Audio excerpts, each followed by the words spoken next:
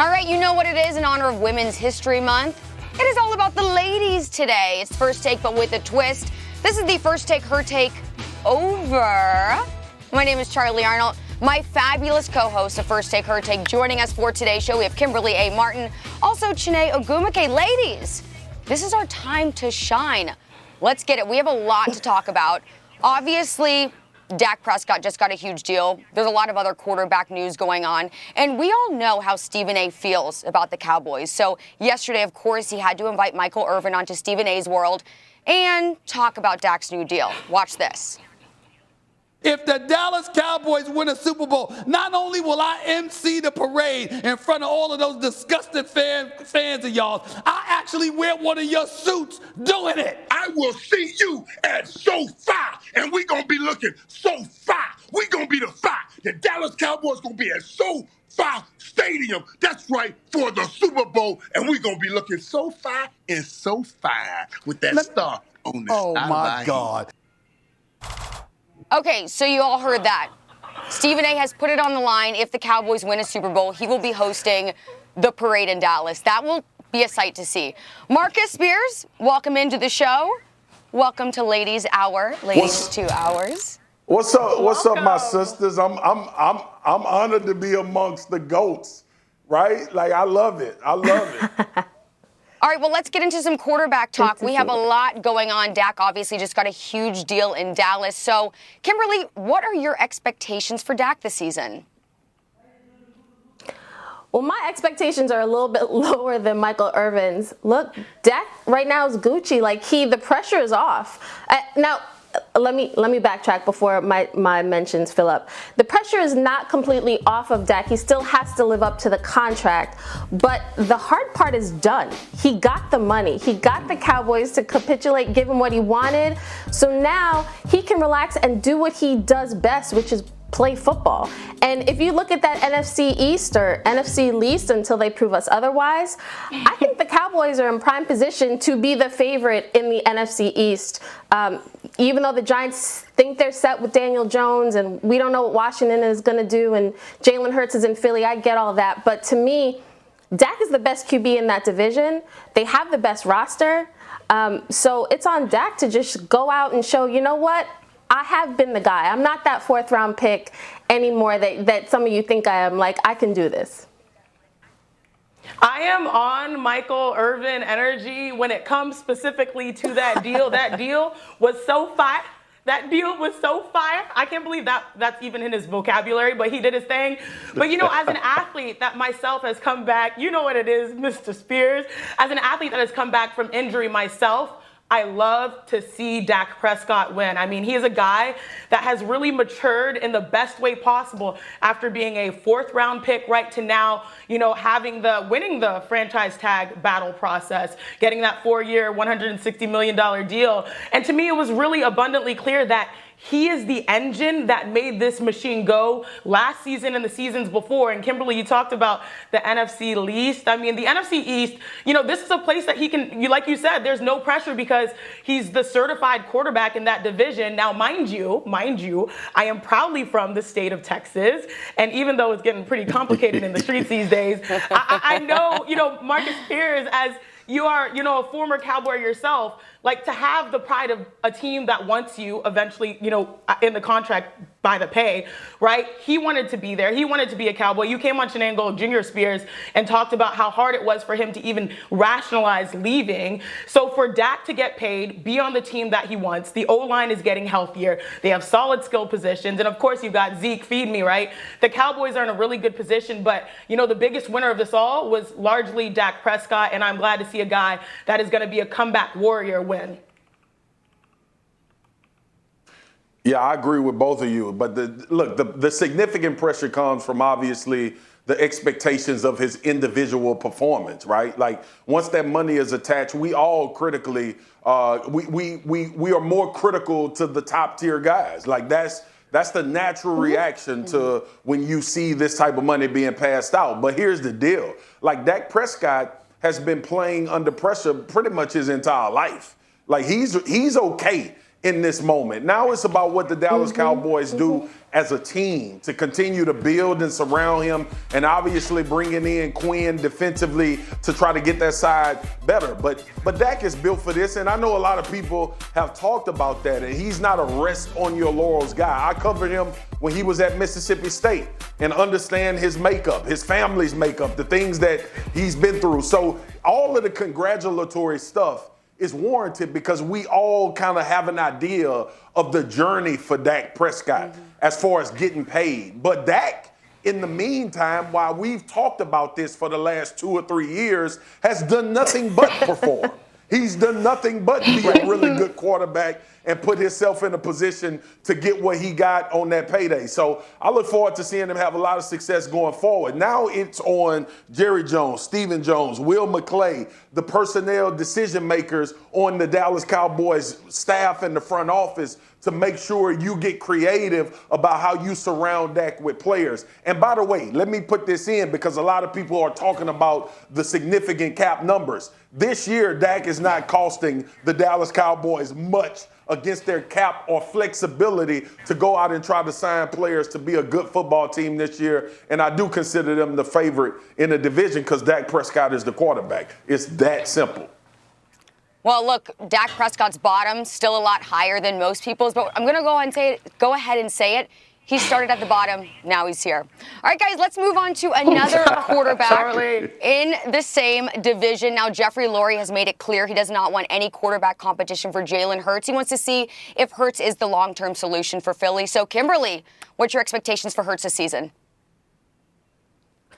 You know, it is great. If I'm Jalen Hurts, I feel really good that the front office at least has said, this is the guy. Let's do what we can to make him thrive in this system, because that's not rocket science. That's what we should be doing for all of our players, especially quarterbacks, right? You want to put them in advantageous situations. So this is not like something huge, but it does not happen often in the NFL.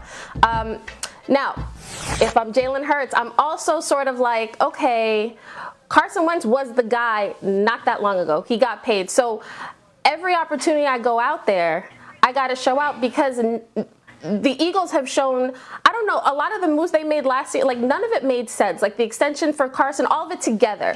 Extending Carson, drafting Hurts, like all of it is sort of like, okay, what's the plan? Like, okay, they want to bench Carson. No, they don't. We're going to wait week to week. We're going to put Jalen in. So as an organization, if I'm Jalen, I'm sort of like, okay, each week, I just got to be the best me. Like, I got to go out there and play the roster. Like I said, I think Dallas has the best roster right now. Eagles, I think they have the worst. They got to add some pieces. This is a team in flux, so that's not a great situation for Jalen Hurts. But when Marcus is talking about Dak is built for this, Jalen is built for this too. Like this situation of, not being the guy initially and having to prove yourself. And when you talk to people around the league, they're like, this kid just has something. This kid is so magnetic. People just want to follow him. So even though this roster may not be where the Eagles need it to be, best believe Jalen is the kind of quarterback that can rally the guys and say, you know what? I can take over. I can win this game. I can put you in a good spot. Like, I can throw you open. So I think we got to be a little cautious about what we expect from the Eagles in 2021. But if Jalen just shows improvement, that's all you can ask, really. That's a fact. And you're right. When I look at that roster, that is the big energy, Kimberly. Make it make sense. There's a lack of a plan. And I'm glad that the Eagles aren't looking to repeat history that got them in all that trouble last year, where they had no plan for their backup quarterback that actually saved the day based on how things shook up with Carson Wentz. It amounted in a pretty untenable relationship between, quarterback and coach that got both of them out of town. Now, the interesting part to me is that, this is a really quarterback-rich draft. And I don't know if you guys caught, Todd McShay's last draft mock-up, 5 QBs going in the top 9 in the NFL draft, which is wild. But if you have the 6th pick, I'm just glad that they're not looking actively to sort of, create these mistakes that they just did a year or so ago. And they're trying to build with a little bit of stability based on what they saw towards the end of last season. So they're going to figure out how to replace, restructure everyone surrounding, Jalen Hurts, starting, with Nick Sirianni trying to figure himself out as well. So it's a complicated scenario, but I feel like this was a smart move.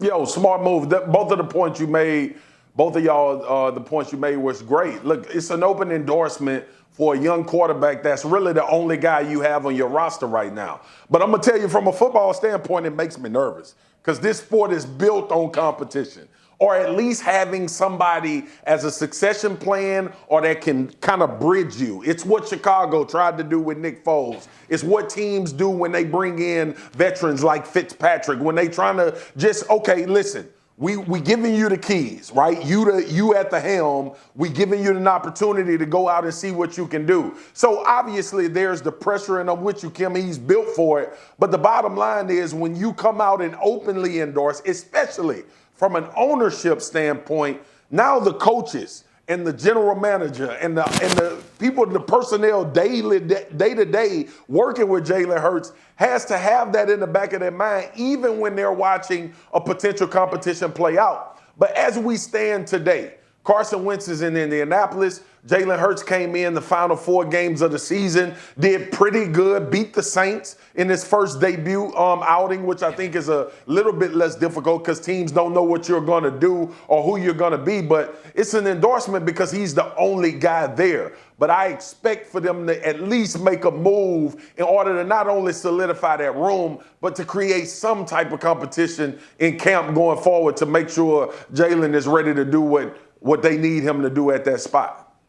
Yeah, Hurts the only quarterback under contract as of right now. Now let's move on to Seattle. Now, Seahawks president sent out a letter to the season ticket holders already this week talking about the upcoming season. And interestingly enough, he mentioned all the star players, but neglected to mention the quarterback, Russell Wilson. So, Kimberly, what are your expectations for Wilson in Seattle this season? What are we doing? What are we doing in Seattle? You know, I don't listen. I think Chicago Bears fans are really hoping that Russell makes his way over there, right? I completely understand that. I don't see, if you're the Seattle Seahawks, I don't see how you just say, oh, okay, we're just gonna, okay, cool. We'll just, Russell, he's unhappy. We'll just trade him to somebody else. Like, that to me, I don't see how that happens, right? But as we've seen, crazier things have happened this offseason. But this, Russell sort of talking about, the need for protection, which is clear. We can see the way he's gotten hit. They need to do something with that O-line, right? They need to add O-line pieces. But Russell talking about how he's feeling a little, you get the sense he's feeling a little underappreciated, that other elite QBs are getting all the shine, and Russell, is he really the guy? But it almost feels like, a marriage, like, where, like, your husband or your wife is, like, stomping around, and you're like, what's wrong with them? And, and then you're like, oh, they must be mad. And then you start closing cabinets real, like, loud, like, Burr! And it's like nobody's talking, nobody's saying anything, but obviously people in the house are feeling some type of way. That's what this Seattle thing feels like. And I feel like they just need to go to couples counseling for a second, or they just need to sit down real calmly and be like, okay, what can we do? You say to your wife, like, baby, I'm sorry. You know what? I was acting a fool. That letter that went out to those fans, that's my fault. And Kimberly, you're the married one on the podcast. You would know. I know. Okay. I'm not speaking from personal experience, guys. I'm not speaking from personal experience. Everything's great here. But you have those moments. So I think Seattle's got to sit down with Russell. They got to come to agreement, because you cannot let Russell go. I'd be more stunned than Mina Kimes if they actually let him go, because he's so good. He's so good. And every team, if you don't have a quarterback, like a franchise-defining quarterback, you don't have anything. So Seattle has that. So now they just need to do whatever they can to keep Russell in Seattle. Look, Kimberly, I was about to say I cannot fully relate at all to the marriage comp, because your girl's still out there in these streets like Charlie's trying to find him. Okay, but you talked about like how much he's been hit. This man, Russell Wilson, has been sacked 48 and 47 times in the last 2 years. He's the most sacked out of anyone in the past 9 seasons, right, since he's been in the league. And so you would think, and I know Marcus Spears gets this, you would think that the Seahawks would learn after watching Dak Prescott be left out of the hype video with the Cowboys. Now, things worked out well for Dak after all of that, so you have to keep your eye on the prize. But I'm just a little bit more surprised that the Seahawks don't realize, like, they're playing this footsie sort of like who's going to leave first or who's really more mad, and they're trying to flex their muscles. Maybe that's where your marriage comp comes in. But, based on his skill and offensive, firepower at the position, I would think the Seahawks would actually be fighting more to send subliminal messages for him to say. So, I was really surprised at this overall. I still don't think Russ leaves, especially based on how that contract is set up. But the subliminals, like, this is a guy that is extremely calculated in a great way about every move that he makes, not just on football, but his brand. So these things probably are hitting him differently, and I'll be interested to see how this sort of shakes out. Well, listen, there's a code to how you divulge information, right? If you Russ and you're giving out these breadcrumbs and you're trying to lead somebody down a path to making you believe you either want out or they need to make some wholesale changes in order for you to be happy in Seattle, or you could just be gangster and say, I want the hell out of here. I don't want to be here no more. I want to go play somewhere else in an offense that's going to not only protect me, but I'm going to be able to put up these MVP-like numbers for the entire year. And the offense is predicated on pushing the ball down the field. And it's not Pete Carroll mindset where I want to run it and be physical and all of that stuff. And then the other part is I'm married too. And Kim says, I've been through it. I've been through it all. And the bottom line is this. When you giving subliminals, when you ain't really saying what you want to say, you ain't happy, period. So at some point, it's going to come out. And then you start getting omitted from things. Like my wife used to, if we beefing or if we got an issue, she asked me most of the time, hey, babe, I'm going to the store. You want me to go to the store with you? Yeah, babe, I enjoy it. Let's go to the store. But if she just grab them keys and get in that damn car, y'all, and leave and go to the grocery store, You don't want that to happen. 9 times she done asked me, then I know something is going on. So something Marcus going on knows. in Seattle. Marcus knows. What I'm asking is for Russ to say what he wants. What he wants to happen. I want to hear from Russ if that is something he's trying to get to. Anything outside of that, you're just having some issues with your mate. And y'all should talk, communicate, and get over it and move forward, which I think eventually will happen. Yeah. And he'll be playing quarterback for the Seahawks.